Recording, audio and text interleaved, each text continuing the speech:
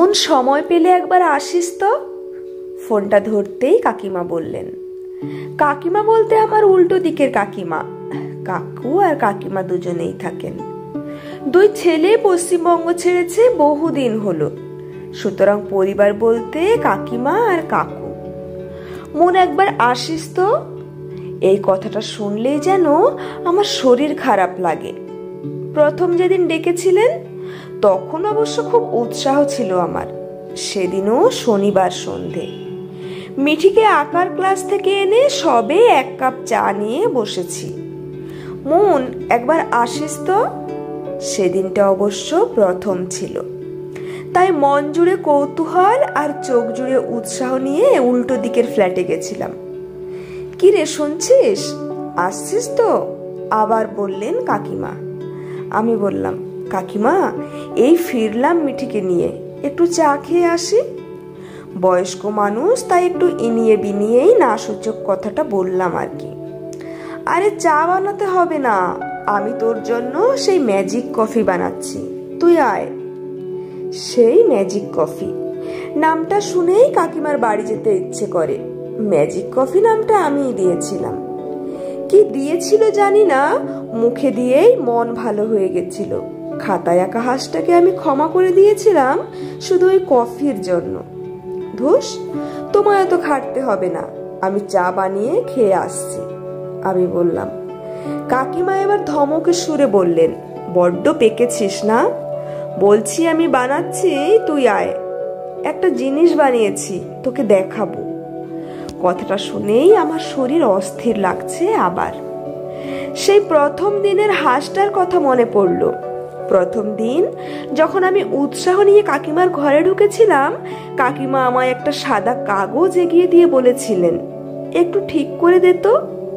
আমি বললাম, কি এটা? কাকিমা আমাকে মোবাইলে একটা ছবি বের করে বললেন, এই দেখ। দেখলাম একটা ছবি, হাঁসের ছবি। একটা হাঁস, চারিদিকে নীল জল, আকাশ, গাছ, মানে একটা সিনারি। আমি বললাম, বাহ, দারুণ আঁকা তো, কে এঁকেছে? কাকিমা হেসে বললেন, আরে বুবাইয়ের মেয়ে ডল। বুবাইদা কাকিমার ছোট ছেলে। ওর মেয়ে মিঠিরই বয়সী, নাম ডল। ও একে হয়তো ঠাম্মিকে পাঠিয়েছে মোবাইলে। কাকিমা বলেছিলেন, দেখ হাঁসটা আমি সাদা পাতায় এঁকেছি, দেখ তো কেমন হয়েছে। ঘাড়ের কাজটা হয়নি ঠিকঠাক, একটু করে ঠিক করে দে না। আমি সত্যি অবাক হয়ে গেছিলাম। প্রায় 70 বছর বয়স হবে কাকিমার। হাঁস, গাছ, পাখি, কি দরকার এখন এসবের? প্রশ্নটা মনে আসলেও আমি জিজ্ঞেস করিনি কাকিমাকে। হাঁসের গলাটা মুছে হালকা করে এঁকে দিলাম। কাকিমা সেটার উপর হাত বোলালেন, তারপর মুছে নিজে আঁকলেন।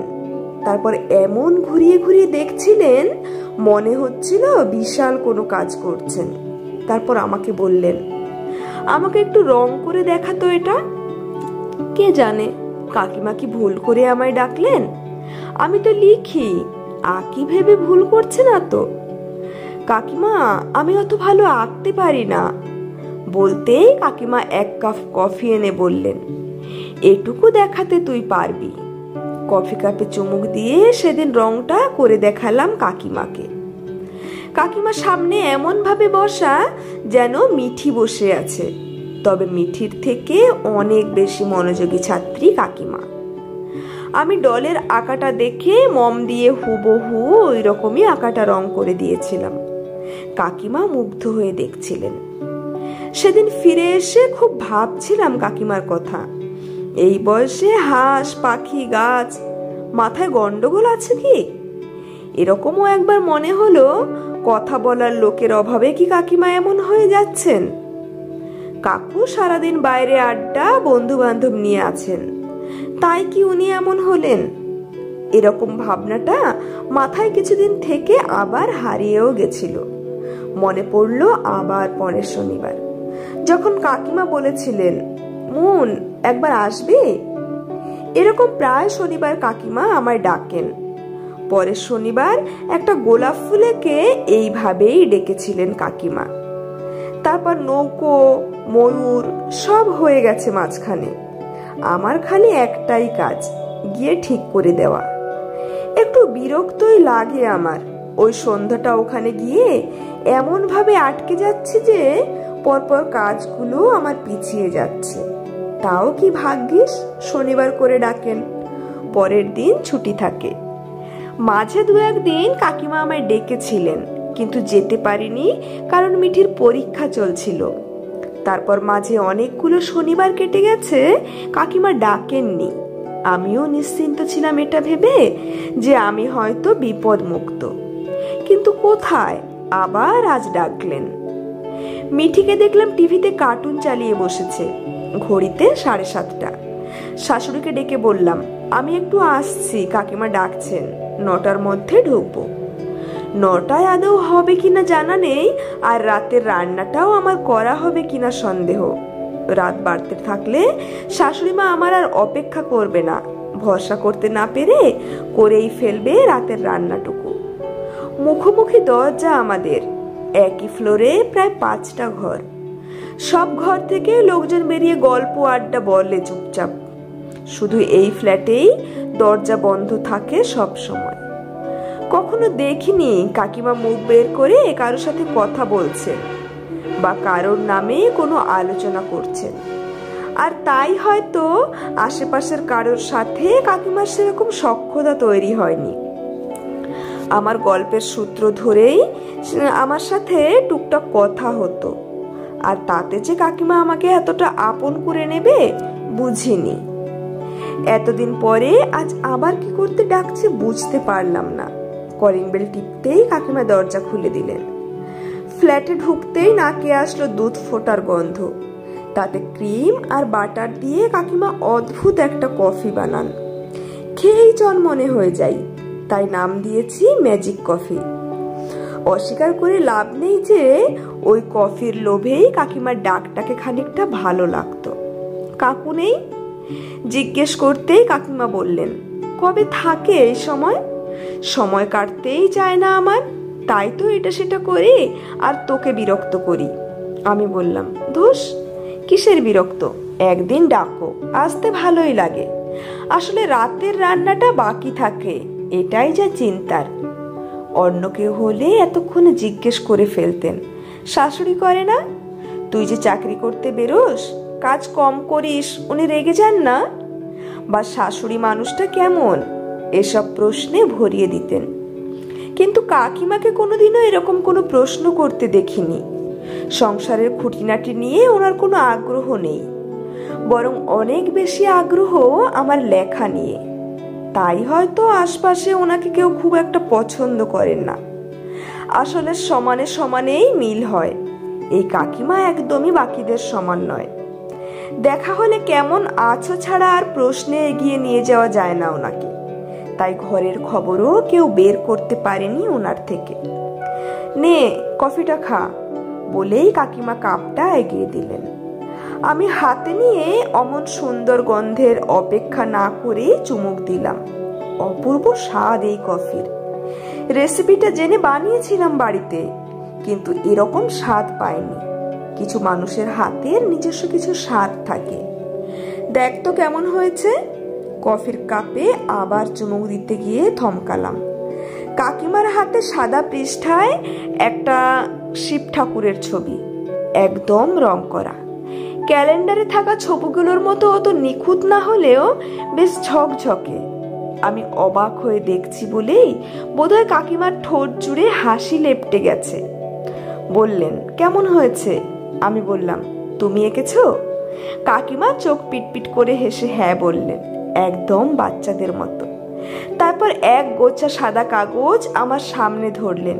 তাতে সেই হাঁসের ছবি, গোলাপ, পাহাড়ের ছবি, গ্রামের ছবি, ঝর্ণার ছবি, কত কত আঁকা, এবং একটার থেকে অন্যটা আরো বেশি সুন্দর। কাকিমা দেখলাম নিচে সই করে তারিখ লিখেছেন। আমি বললাম, কখন আঁকলে এত কিছু? কাকিমা বললেন, রোজ আঁকি, রোজ। রান্নাটুকু সেরেই বসে পড়ি। তোর কাকু কত পৃষ্ঠা কিনে এনে দিয়েছে, রং কিনে এনেছে। কাকিমা খুব খুশি। সত্যি বোধ হয় কোনো বিষয় নিয়ে চর্চা করতে থাকলে ফল পাওয়া যাবে। আজ সেটা নিজের চোখে দেখলাম। আমি বললাম, তুমি কি ছোটবেলায় দারুণ আঁকতে? প্রশ্নটা করলাম ঠিকই, কিন্তু পরে মনে হলো প্রশ্নটা একটু বোকা বোকাই করে ফেললাম। যে মানুষ ছোট থেকেই আঁকেন তার আঁকার শুরুতে অন্তত আমার মতো আনাড়িকে দরকার হবে না। কাকিমা বললেন, ছোট থেকে? পাগল নাকি? ছোট থেকে তো এটা শুনেই বড় হয়েছে যে একটু বড় হলেই বিয়ে দিতে হবে। পেছনে আরো 8টা বোন, আঁকা কি হয় তাই জানতাম না, হলেও তো মাধ্যমিক দিয়ে বিয়ের যোগাযোগ শুরু। তোর কাকুর বাবা কি মরতে আমাদের গ্রামে গেছিল পিকনিক করতে, ব্যাস সব শেষ। অবশ্য শেষ বলা ভুল, ওখানে থাকলে কোথায় শেষ আর কোথায় শুরু কিছুই বুঝতে পারতাম না।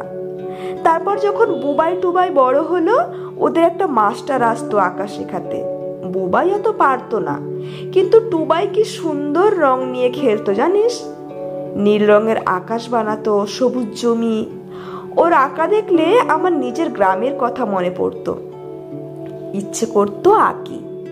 কিন্তু বাচ্চা মানুষ করবো না আঁকবো, কিন্তু ওর ওই 26টা রং দেখলে খুব ঘষতে ইচ্ছে করতো সাদা কাগজে। কি সুন্দর লাগে না সাদা কাগজে রংগুলোকে। এক নাগাড়ে কথাগুলো বলে যাচ্ছেন। একসাথে কতগুলো কথা বললেন কাকিমা, অথচ সবাই ভেবেই নেয় উনি খুব অহংকারী। ছেলেরা ভালো চাকরি করে, বর ভালো চাকরি করতেন, তাই অহংকার। মাঝে ভুলেই গেছিলাম রংগুলোর কথা।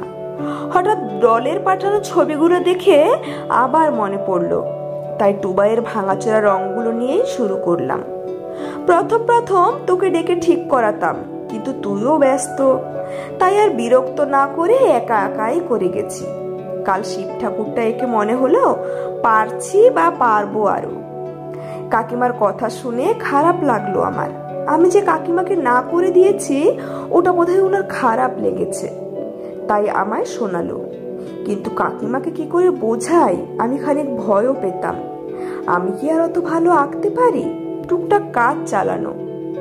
কাকিমার শিব ঠাকুর দেখে মনে হচ্ছে কাকিমা আমার থেকে একটু এগিয়েই গেছে। বললাম, তুমি তো দারুণ আঁকছো এখন, একজন প্রফেশনাল কারোর কাছ থেকে দেখে নিতে পারো তো, তাহলে টুকটাক ভুলগুলো ঠিক হয়ে যেত। কাকিমা শুনে একটু গোল গোল চোখ করে তাকালেন, মনে ধরেছে বোধহয় কথাটা। মিঠির স্কুলেও যেতে পারো। কাকিমা শুনে হেসে বললেন, দেখি কাকুর সাথে কথা বলে, ততদিন এরকমই চলুক আর কি। আমি বুঝলাম আজ আমাকে দেখাবে বলেই ডেকেছে কাকিমা। বারবার দর্শক হতে অসুবিধা নেই আমার। আমি বললাম, ছেলেদের পাঠিয়েছ? কাকিমা বললেন, পাগল নাকি, হেসেই লুটাবে দুজন, সাথে রয়েছে 2 বউ। না না, দরকার নেই, এই বয়সে লোক হাসি। আমি বললাম, কাকিমা গুণ ভাগ করলে বাড়ে, এটা তোমার ফেসবুক পেজে দাও, দেখো অনেক মানুষ অনুপ্রেরণা পাবে। তুমি দাও, সাথে আমি লিখে দিচ্ছি। দেখবে তোমার মতো এরকম কত কাকিমা আছেন যারা নাচতে ভালোবাসতেন, গাইতে ভালোবাসতেন। হয়তো তোমার মতো সুযোগ হয়নি তখন, এখন অনেক সময় একাকিত্ব ঘিরে রেখেছে তারা, ব্যস্ত হওয়ার একটা দিক খুঁজে পাবে। আমার কথা শুনে কাকিমা নিজের ফোনটা এগিয়ে দিলেন, বললেন, লেখাটা কিন্তু তুই গুছিয়ে লিখে দিবি, আমি বাবা ওসব পারি না। আমি হাসতে হাসতে ছবি তুলে 2 কলম নিজের ভাষায় লিখে পোস্ট করে দিলাম। আজ সকালে খুলে দেখি তাতে ভালোবাসার ভালোবাসার বন্যা বয়ে যাচ্ছে। শখানেক লাইক, কিন্তু তার থেকেও বেশি কমেন্ট। আমি ছবিটা আবার দেখলাম, চোখ বন্ধ করা শিবের ছবি। খুব সুন্দর না হলেও বেশ সুন্দর। কমেন্টগুলো পড়তে শুরু করলাম। টুবাই দাদা, বুবাই দাদা দুজনেই কমেন্ট করেছে ভালো বলে। মিতু বৌদি মানে বুবাই দাদার বউ লিখেছে, তোমার জন্য গর্বিত।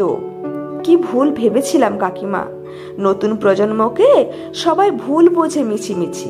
এরা কিন্তু খারাপ না, এরা একটু অগোছালো, একটু কম কথা বলে, কিন্তু গুণের কদর করতে পিছপা হয় না। না হলে বৌমা হয়ে শাশুড়িরা তো প্রশংসা করে। আমিও লিখলাম কমেন্টে, আরো আঁকো কাকিমা, অন্য কাকিমাদের উৎসাহ দাও। বয়স মানেই একাকিত্ব নয়, বয়স মানেই পা ব্যথা, কোমর ব্যথা বা রোগ নয়। বয়স মানে অনেকটা সময়, যেখানে সবাই হারিয়ে যাওয়া স্বপ্নগুলো ফিরিয়ে আনতে পারে। আরো আঁকো। আমি আছি তোমার সাথে, দয়া করে আঁকতে বলো না আমায়। আর হ্যাঁ, আমাকে মাঝে মাঝে ম্যাজিক কফি খাইও। কলমে অনিন্দিতা।